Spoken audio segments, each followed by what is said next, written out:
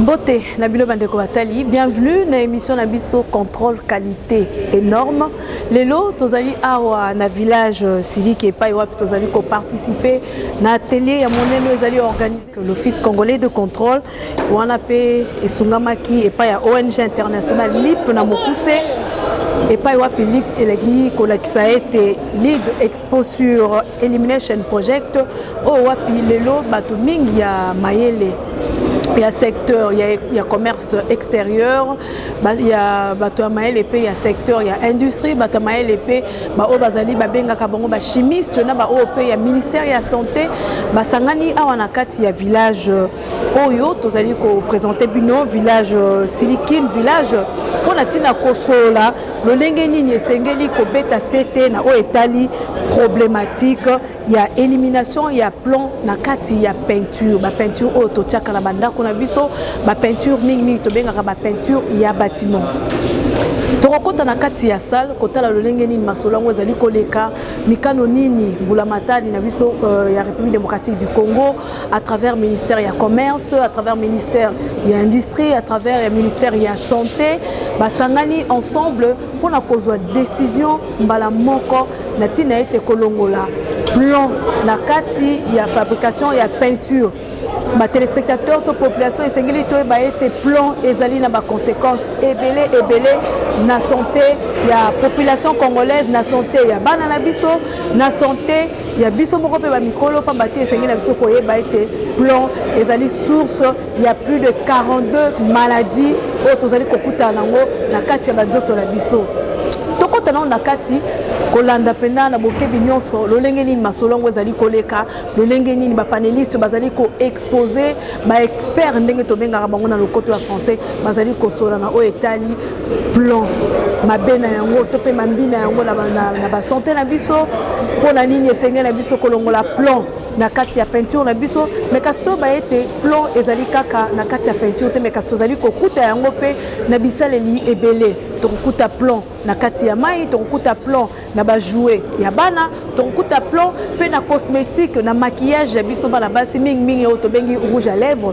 kuna pesika tokuta plan mais ba conséquences nango ezali nini to découvrir yango na kolanda na kati ya télé oyo epesaki pe nzela na ba participants ya kotuna mituna et pas ya bakambi ya mboka et pas ya ba o bazali ko représenter ba ministère nyonso to uti kotangela bino bango pe ba exposaki batalisi na biso population était plan ezali eloko moko ya mabe ezali minéraux moko mabe esengeli na biso kolongola yango na kati ya peinture ya bâtiment tolanda ebongo tokozonga mbala ya nsima mpona koya kopesa lisusu mwa commentaire na oyo esili koleka tolanda.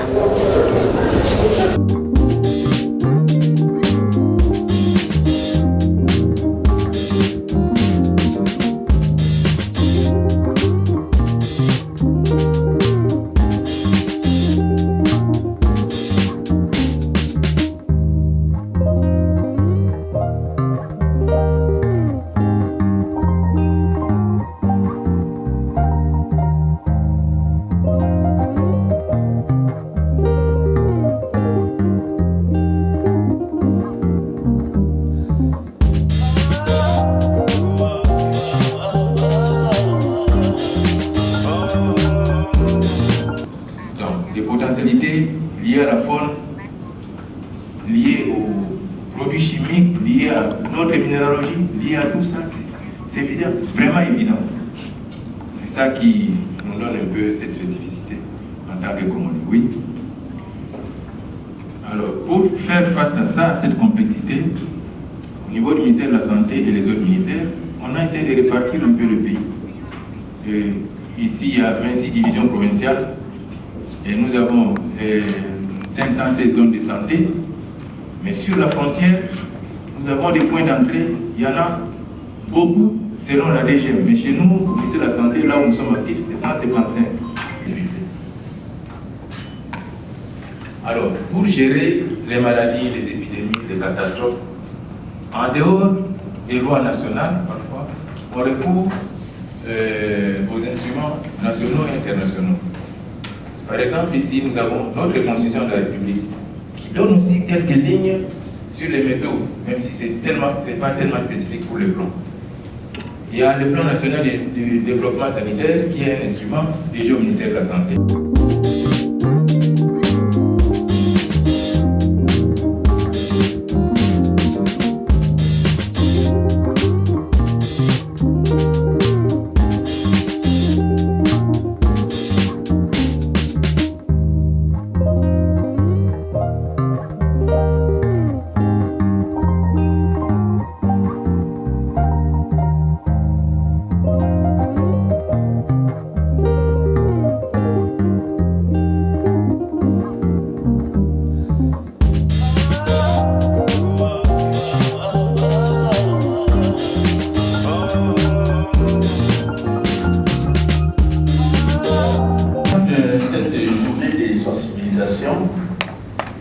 Organisé dans ce beau cadre de la Silki, que je voudrais tout d'abord rendre grâce à Dieu pour avoir rendu possible cette journée qui s'inscrit dans le cadre de la compétitivité des produits locaux et importés. Je voudrais également saisir l'opportunité pour rendre mes hommages les plus fervents au président de la République, son Excellence Monsieur Antoine Tshisekedi Tshilombo, pour les efforts entrepris dans la pacification du pays d'abord, parce que c'est ça la priorité, et la sauvegarde de la vie de la population congolaise à travers l'Office congolais de contrôle, l'organisme national d'évaluation de la conformité. Ici, je dois vous rappeler qu'à l'époque, l'OCC s'appelait l'œil de la République. Je remercie aussi le GDIP qui, en collaboration avec l'OCC, participe à la promotion de produits sains à travers l'utilisation de la peinture sans plomb. Avec le thème sur lequel nous échangeons ce jour, je peux dire que le commerce extérieur peut effectivement jouer ce rôle clé dans la valorisation des produits sains sur le marché mondial, notamment en permettant une meilleure distribution et reconnaissance des produits de qualité, en facilitant l'accès à de nouveaux marchés et en augmentant la visibilité. Pourquoi les nouveaux marchés? Parce que aujourd'hui, on est en train de démontrer que tous les autres pays sont en train de se débarrasser justement de cette peinture avec plomb. Ça veut dire que prochainement, si nous, République démocratique du Congo, nous ne nous adaptons pas à cela, notre marché risquera d'être limité, etc. Donc l'objectif premier est de promouvoir l'élimination progressive. Progressive pourquoi? Parce qu'il faut une transition. On ne saura pas couper brusquement la production, il faut nécessairement une transition à l'échelle mondiale et des produits ou des substances toxiques, notamment le plomb, par l'instauration des mesures de contrôle juridiquement contraignantes dans chaque pays afin de garantir la sécurité des produits sur le marché et d'encourager l'adoption de bonnes pratiques de fabrication. Votre présence active, vos interventions et l'engagement que vous avez démontré. Globalement, les points clés ayant émergé des discussions aujourd'hui sont les suivants. Le plomb dans les peintures représente un danger sanitaire bien réel, mais évitable. La MDC a déjà franchi une première étape décisive en lançant ce projet, avec une étude des peintures qui sera conduite prochainement avec l'OCC, avec l'IP en appui technique. Des normes existent déjà au niveau régional au sein de la communauté de l'Afrique de l'Est et la RDC a l'opportunité de les adapter et de les faire appliquer au niveau national. Nous avons entendu que la reformulation des peintures est possible, que des alternatives sans plomb existent et que certains fabricants dans la région sont déjà engagés dans cette voie. Au cours du panel, nous avons aussi entendu l'importance de la sensibilisation des consommateurs et des certifications sans plomb.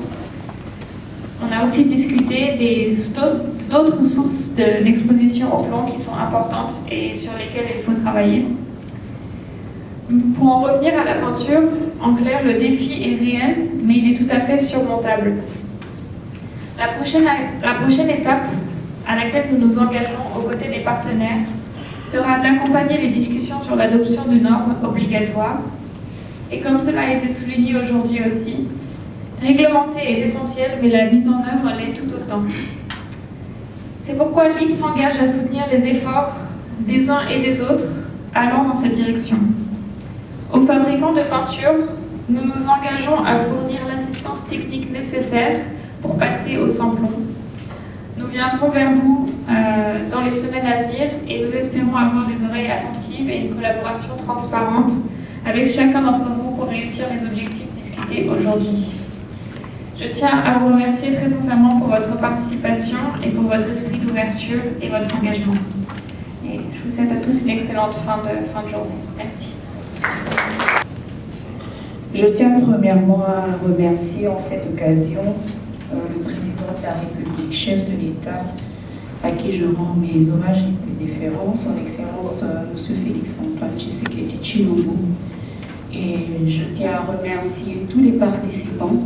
Je remercie premièrement le représentant du ministre du Commerce extérieur, les différents représentants des ministères de l'Industrie ainsi que de la Santé, à Madame l'administrateur du Conseil d'administration de l'Office congolais de contrôle, à Madame le directeur général adjoint du FOGEC, à tous les invités, aux cadres et responsables, différents chefs de département de l'Office congolais de contrôle. Merci pour vos différentes interventions et votre participation et merci de nous avoir honorés en ce jour. Je tiens aussi à rappeler que l'apport de l'OCC dans la lutte contre l'exposition au plomb dans les peintures est à la fois technique, normatif, éducatif et répressif. Il s'agit d'un acteur clé capable de garantir la qualité des peintures, accompagner la transition vers des alternatives saines, protéger la santé publique, notamment celle des enfants, et renforcer la gouvernance réglementaire dans le domaine des produits industriels. Je vous remercie. Oui, c'est donc au nom du ministre du Commerce extérieur que je déclare clos cet atelier qui nous a véritablement ouvert l'œil. Nous pensons que dès maintenant, toutes les procédures vont être mises en œuvre pour l'exécution de ce que nous venons de nous dire ici. Et je vous remercie.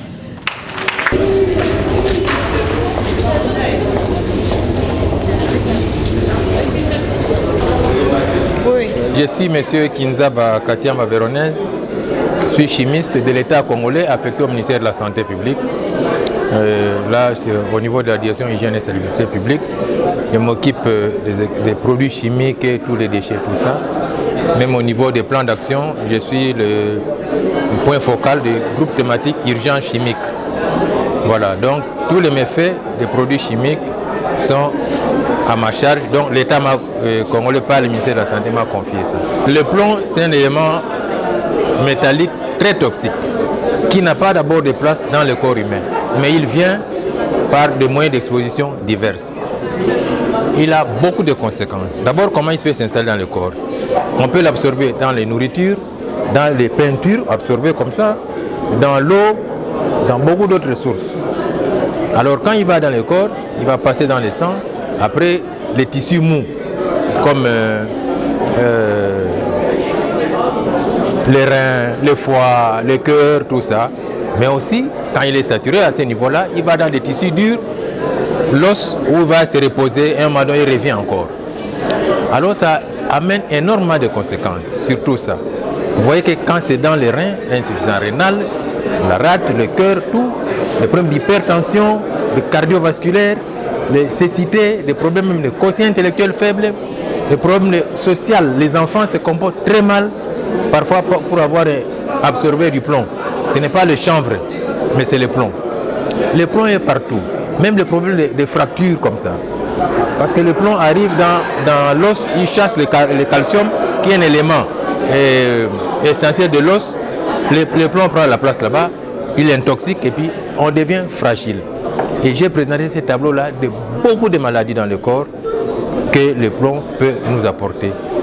Et ça pose un problème, vraiment une situation sanitaire au niveau du pays, parce que quand les enfants sont tous malades, on ne sait pas la cause. Quand les enfants se comportent très mal, comme des bandits, des koulouna, parfois c'est le plomb, parfois c'est pas le chanvre. Donc tous ces éléments-là maintenant pris en compte, je pense qu'on va réglementer avec l'appui de l'IP. C'est vrai que la Constitution parle des métaux en général ou des produits chimiques. La loi 11/00 en parle aussi, mais maintenant il faut des lois spécifiques contraignantes qui prend à bras le corps, comme je l'ai dit, le plomb, qui parle que du plomb. Demain on parlera du plomb, par exemple des hydrocarbures, des légumes, tout ça, mais aujourd'hui c'est d'abord le plomb dans des peintures. Alors, le plomb dans les peintures, il n'y a pas que sur le mur, mais aussi dans les habits, il y en a aussi dans les jouets pour enfants, il y a des rouges à lèvres, tout ça. Et vous voyez comment nous exposons nous-mêmes et nos enfants. Celui qui manipule le plomb, il est en danger. Celui qui vend, il est en danger. Celui qui transporte, il est en danger. Alors, il faut réglementer tout ça. Je reviens un peu au quotient intellectuel. Si nous ne faisons pas attention aujourd'hui, nos enfants qui vont consommer, nos bébés qui consomment le plomb, après 22 ans, ce sera des enfants étourdis. Que deviendra notre société? Une société des enfants qui ne raisonnent pas, qui ne réfléchissent pas. Donc, une société morte. C'est à nous maintenant, à l'heure où nous sommes, de limiter ces dégâts-là en apportant au pays des lois vraiment contraignantes et en sensibilisant aussi les consommateurs, les producteurs et tout le monde. Et à protéger nos enfants, les personnes vulnérables comme les femmes en âge de procréer et tout ça. Je me nomme Léopold Kadima, je suis chimiste, entrepreneur et je suis fabricant de peinture. J'ai été invité à assister à cet atelier, n'est-ce pas, organisé par l'OCC et le ministère du Commerce extérieur sur la problématique de plomb dans les peintures. Bien entendu, je loue l'initiative, n'est-ce pas, cet atelier a été organisé avec l'appui de l'ONG LIP, c'est ça, LIP. Oui, donc je loue donc l'initiative et je trouve que la problématique elle est importante et que ça valait la peine que le pays se penche sur la problématique et essaye de mettre en place une réglementation pour limiter l'emploi de plomb dans les peintures qui déjà depuis plusieurs années a déjà il a déjà été démontré qu'il y avait des méfaits, n'est-ce pas, pour la santé, n'est-ce pas, avec l'utilisation de plomb. Donc si aujourd'hui il y a une législation qui est mise en place, qui doit être mise en place, je crois que c'est un processus, nous ne pouvons qu'encourager. Aujourd'hui, le plomb sera éliminé peut-être demain, mais est-ce qu'il y a une alternative? Il y a des produits supplétifs qui peuvent suppléer?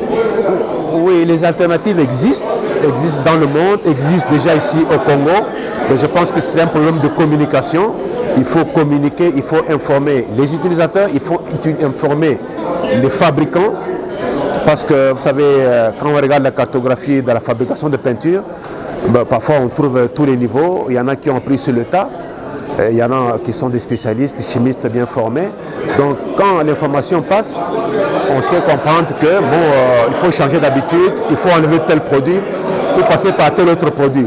Pour ce qui nous concerne, nous, Peinture Cléo, on utilise déjà depuis plusieurs années le zirconium à la place du plomb. Donc nos peintures n'ont pas de plomb. Et vous conseillerez quoi à vos confrères fabricants de la peinture? Ah oui, ils doivent se rapprocher notamment de l'OCC pour avoir la bonne information, n'est-ce pas, sur les produits, n'est-ce pas, qui sont les produits alternatifs, n'est-ce pas, au plomb. Mais est-ce qu'il n'y a pas un problème de formation aussi qui s'impose? Ah oui. Il faudrait mettre à niveau quelques fabricants de peinture.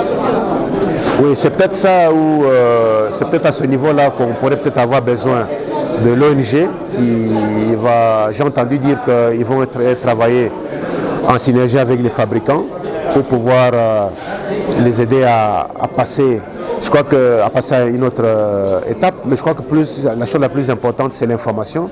L'information, dès lors qu'elle n'a pas circulé, donc les gens ne savent pas, par exemple, que le plomb était mauvais pour la santé.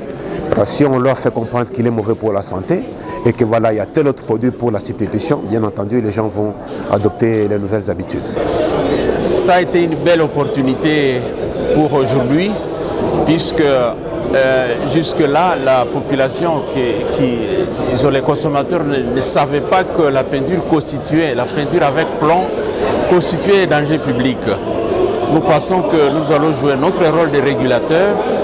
Nous allons chercher un mécanisme de sensibilisation et aux consommateurs et aux producteurs. Parce qu'au départ, il faut d'abord au niveau du producteur, et si le producteur respecte les normes, nous pensons que nous aurons joué notre rôle de protection de la population. Et il y aura certainement des mesures contraignantes. Bien sûr, dans ces mesures contraignantes, nous nous sommes dit que nous allons y aller par la méthodologie progressive, puisqu'entre-temps, on ne peut pas diluer l'industrie locale. Il faut aussi protéger l'industrie locale. Mais en les protégeant, il faut aussi qu'on fasse respecter les normes à vue de la protection de la population.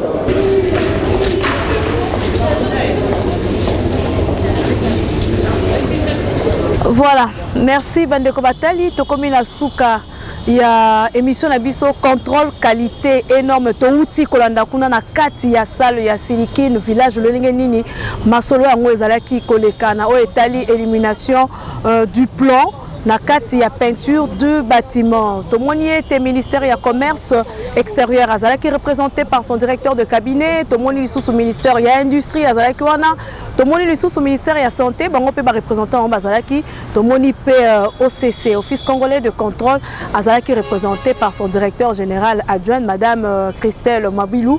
Yepe azalaki wana bango de batu basimbaki masolo wana pe batambwisaki yango. Bazalaki soutenu to pe accompagné na ONG international LIP oyo wapi azali kosunga OCC na kuboke binyonso kosala mai oyo ekoki pona tina kolongola utilisation ya plomb na kati ya peinture ya bâtiment.